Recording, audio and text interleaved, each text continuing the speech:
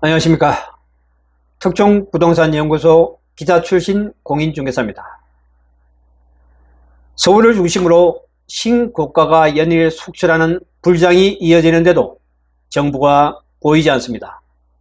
거의 무대책이 상생인 듯한 분위기입니다.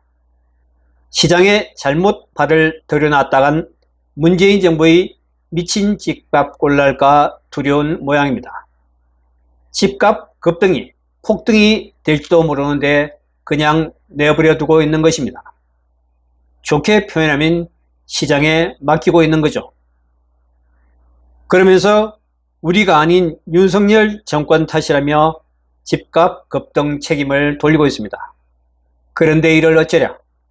윤석열 정부 3년 동안 서울 아파트값은 1%밖에 오르지 않았다는 분석 결과가 나왔습니다. 시민단체인 경실련이 분석한 자료인데 반면 문재인 정부 때는 무려 119%나 올랐다고 합니다.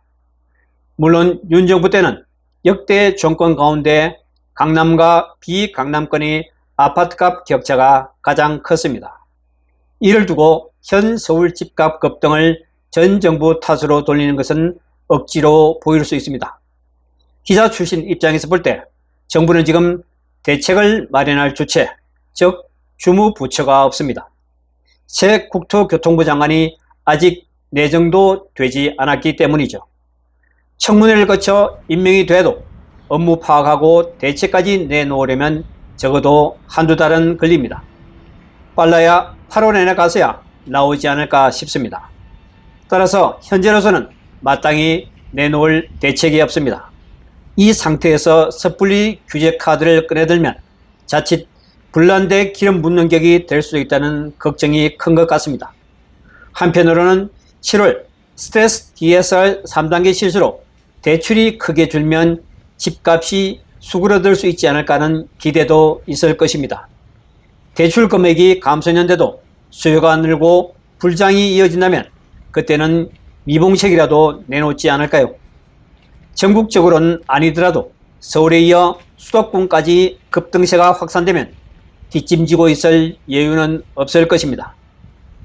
필자의 뇌피셜인지는 모르겠지만 정부는 현재의 부동산 시장 상황을 너무 안일하게 보고 있는 듯 합니다. 윤석열 정부 정책이 이어져 온 결과물이지 우리는 책임이 없다는 이런 생각을 가지고 있지 않은가 싶습니다. 그런 만큼 집값 급등이 서울을 넘어 수도권 전역으로 확산하거나 폭등하는 상황이 오지 않는 이상 개입하지 않을 것으로 예상됩니다. 집값이 많이 떨어지면 문제지 폭등하지 않고 조금씩 오르고 있는데 대책이 왜 필요해? 집 소유자는 자산 가치가 커져서 좋고 집 없는 실수요자는 매수를 연기하면 되지 않느냐? 행여 이런 저의 뇌피셜이자 비현실적인 인식이 티끌 만큼이라도 있다면 부동산 정책에서만큼은 이 정부도 문재인 정부의 전철을 밟지 않으리란 보장은 없습니다. 오늘은 여기까지입니다. 구독과 좋아요 부탁드립니다. 감사합니다.